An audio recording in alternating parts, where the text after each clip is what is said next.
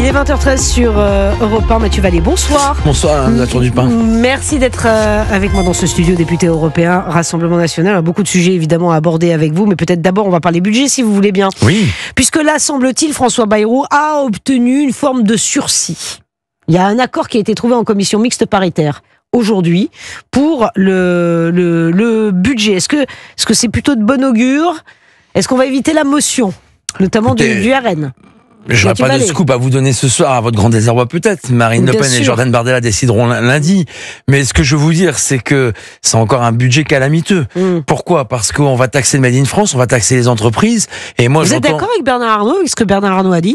Il aurait dû voter Marine Le Pen, comme ça il n'aurait pas dû se plaindre d'Emmanuel Macron aujourd'hui. Il a voté Bernard Arnault. Non mais je sais bien, mais vous avez entendu, parce que là ça fait polémique, Bernard Arnault qui dit oui, on va augmenter encore les taxes sur les grandes entreprises. Je pense que quand Bernard Arnault s'exprime, c'est une grande partie des entreprises qui s'expriment. J'ai des contacts avec des auto-entrepreneurs, avec les artisans, avec les boulangers, avec les petits et moyennes entreprises et aussi les commerces de proximité. Ils sont en train de crever. Les boulangers crèvent des factures d'électricité et en attendant, on taxe pas les fast-food, Burger King, McDo, KFC. Ils ont remplacé les caissières et les caissiers par des bornes. Et je m'étonne que la gauche qui pousse à l'extrême gauche des cris d'Offray et qui sont soi-disant défendre les ouvriers et le peuple ne soit pas au rendez-vous. Pourquoi on taxe pas plus ces chaînes de fast-food qui font des bénéfices records au lieu de s'en prendre à Monsieur Arnault, qu'on s'en prenne à celles et ceux qui font des records. Là, je vois par exemple des restaurants, des petites entreprises, des boulangers qui ont des taxes, des impôts, des prélèvements obligatoires les plus importants d'Europe. C'est quand même important qu'on les défende. Le Made in France, c'est ça. Il a raison. Non, mais il a raison, mais vous savez que le budget que propose le gouvernement actuellement, c'est un massacre et c'est un tabassage en règle en termes d'impôts, de taxes, de prélèvements. Parce que François Bayrou a donné des gages à la gauche. Oui, la gauche, ils ont pensé qu'à leur poire et ils ont pensé à sauver par exemple l'agence du bio. Donc on veut enlever les agences qui servent à rien et pour leur faire plaisir et faire plaisir à des lobbies, ils ont regardé l'agence du bio. Ouais. Donc est-ce qu'on veut garder des restaurants et des boulangers ou est-ce qu'on va garder une agence du bio qui ne sert pas à grand chose? Autre chose, s'il vous plaît, Mathieu Vallée, député européen, Rassemblement National. La commission mixte paritaire maintient les avantages des anciens présidents et premiers ministres. Vous vous souvenez, l'amendement au début prévoyait de mettre fin à ces avantages. Ça a fait débat, évidemment. Je crois que c'était, il y avait des montants et c'était Bernard Cazeneuve qui remportait la prime de celui qui coûtait le plus cher à nos finances. Alors évidemment, c'est symbolique. Il n'empêche que là, on va taxer effectivement peut-être les petites entreprises. En revanche, on laisse ce soir donc aux anciens chefs d'État et chefs de gouvernement leurs privilèges. Mais je crois qu'il faut mettre fin à la République des privilèges. Je comprends pas avec des anciens présidents, des anciens premiers ministres et des voitures avec chauffeur, des officiers de sécurité, des bureaux payés aux frais de la princesse, c'est-à-dire aux frais du contribuable. Je pense que servir l'État n'est pas un privilège, c'est un honneur et ça doit être une fierté. Et quand on ne sert plus les Françaises et les Français, on doit redevenir un citoyen parmi les autres. Alors, les anciens chefs d'État récents par la menace terroriste, par la menace sécuritaire, qui bénéficient d'une protection, d'accord, mais pas outre mesure. Pardon, mais M. Darmanin, quand il a quitté... non, mais on peut parler aussi, M. Darmanin, quand il a quitté Beauvau, il avait beaucoup de monde derrière lui, alors que c'était pas justifié que ses prédécesseurs partaient avec le minimum syndical. Donc j'estime que quand on n'est plus aux responsabilités, on doit pouvoir permettre aux Français de faire des économies. On peut pas dire aux Français, vous vous serrez la ceinture, et nous, on s'engraisse. C'est pas possible. Moi, ça me scandalise, qu'on mette pas fin à ces privilèges. Je vois pas en quoi un bureau et un véhicule avec chauffeur, par exemple Mme Cresson, j'ai raconté Mme Cresson, même si c'est pas de mon parti, elle est plus de 20 ans après, alors qu'elle a été Premier ministre quelques mois, malheureusement pour elle, qu'elle bénéficie de ça. Il n'y a pas de raison, il n'y a pas de justification. Les Français comprennent pas. Et à propos du budget, je crois que l'électricité, ça a quand même été une ligne rouge pour le Rassemblement National. Et là, en commission mixte paritaire, aujourd'hui, ça a continué de faire débat. L'article 4 sur la question des tarifs réglementés de l'électricité. Est-ce que ça pourrait ça pourrait déclencher une nouvelle motion de censure de Mais c'est une ligne rouge que Jean-Philippe Tanguy a évoquée lors de cette commission extraterre. Pourquoi? Parce que à partir de demain, vous allez avoir les factures d'électricité des Français qui vont baisser. Mais pardon, mais on va qui vont monter.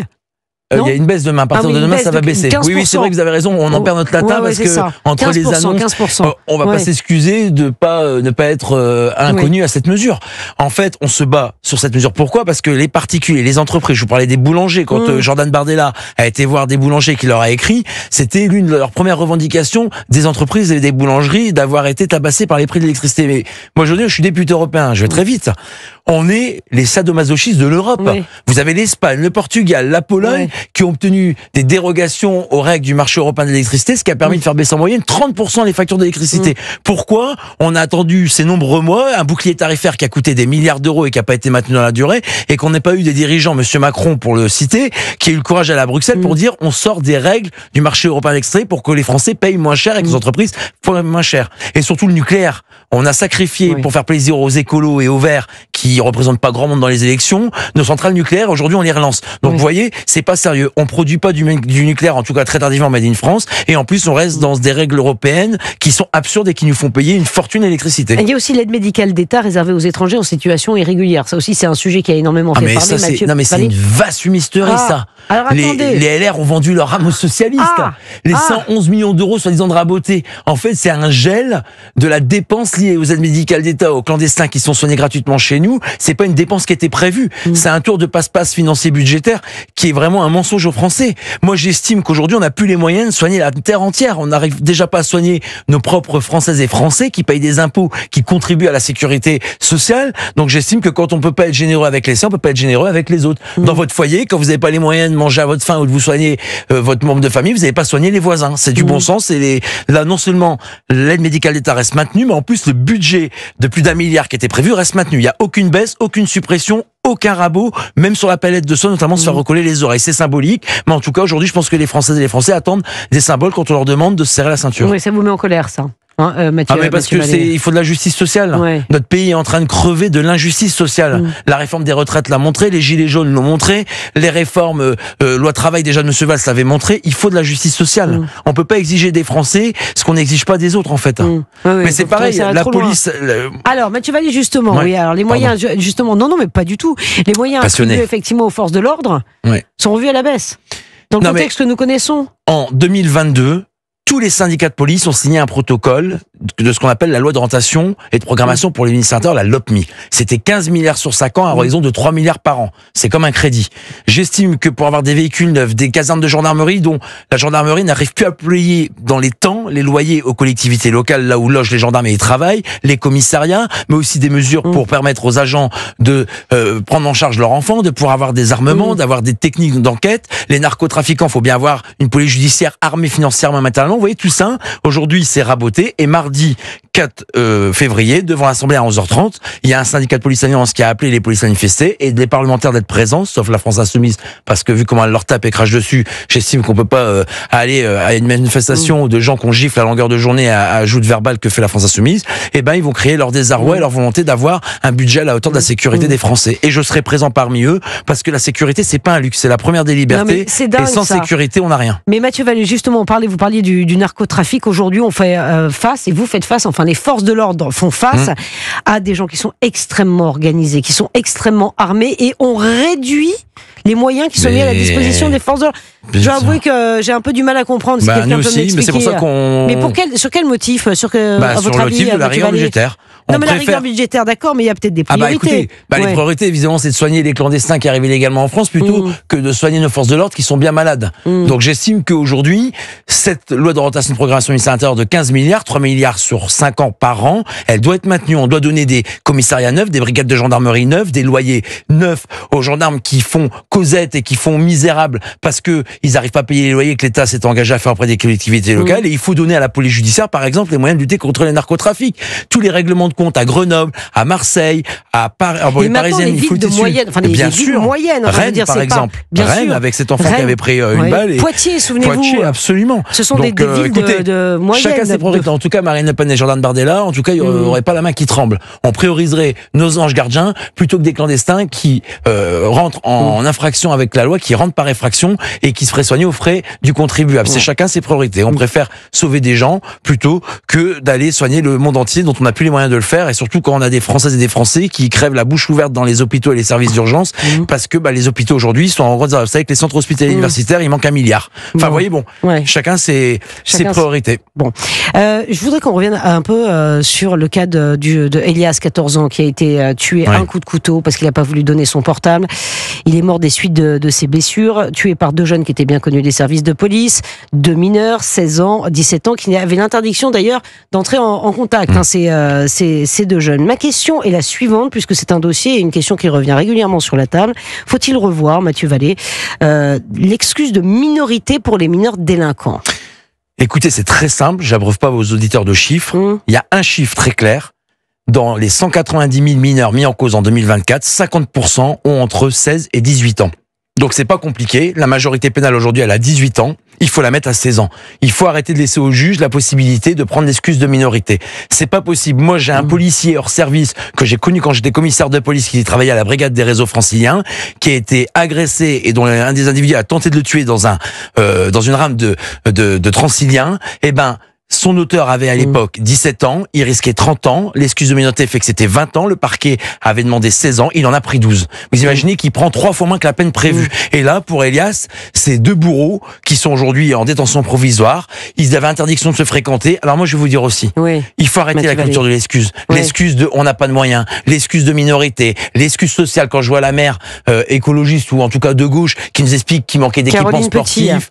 Oui, mais d'accord. En tout cas, on a du 14e. En tout cas, elle a raté une occasion de se taire. En tout cas, on n'a pas raté grand-chose. En tout cas, pas la rencontrer. Mais ce que je veux dire, c'est que c'est plus possible tout ça. Et vous savez, dans la police et la gendarmerie, on n'a pas beaucoup de moyens, mais on fait beaucoup de choses. Donc moi, j'invite les magistrats. Oui, il faut rappeler aux auditeurs, vous êtes un ancien policier, tout à fait. Bien sûr. Non, mais voilà. Donc, moi, bien sûr que je veux plus de greffiers, de juges, de tribunaux qui fonctionnent, mais en attendant, on peut pas dire on rend une mauvaise justice parce qu'on n'a pas de moyens. Nous, dans les commissariats de gendarmerie, vous savez, l'adage, c'est vous ferez beaucoup avec pas grand-chose. C'est ce que ma chef de service m'a dit sur mon premier poste il y a 20 ans. Et c'était vrai. Et donc, je demande aux juges, tous les juges, parce que voilà, on se retrousse les manches, et les juges pour enfants, il faut leur dire que les voyous mineurs, c'est pas des victimes du système, c'est des délinquants, et quand on se comporte comme un majeur, on doit être jugé comme un majeur. C'est pour ça qu'on propose cette majorité pénale à 16 ans. Mais vous parlez de 16 ans, mais le problème c'est qu'aujourd'hui il y a des gamins de 12 ans. Mathieu Vallée. Oui, bien sûr, non mais... Les histoires sont terribles. Enfin, je veux dire, il y a des gamins de 12 ans. Je me souviens aussi, vous vous souvenez à Marseille, de ce gamin qui avait été recruté sur les réseaux sociaux. Oui, à 14 ans. À 14 ans, et qui tue un chauffeur. En se filmant, en plus. Pardon ? En se filmant. En se filmant. Non mais voilà, je veux dire, c'est-à-dire que 16 ans, c'est une chose, mais le problème c'est qu'aujourd'hui, et c'est pas à vous que j'ai à apprendre ça, il y a des mineurs de plus en plus jeunes qui commettent des actes horribles, qui n'ont plus la notion de la vie. Il faut commencer par une mesure. Oui, bien sûr. Et moi, je me souviens de Gabriel Attal, ancien Premier ministre, enfin éphémère, il a été éphémère ministre de l'Éducation, éphémère Premier ministre, donc il fait des CDD sur lesquels on peut évidemment pas le juger. Il avait promis un discours de sévérité et un changement radical de politique à Viry-Châtillon, là où Vincent Edgeni avait été brûlé vif en octobre 2016 par des individus dans leur voiture, et là où on avait eu Chamseddine Kazan qui avait été tué.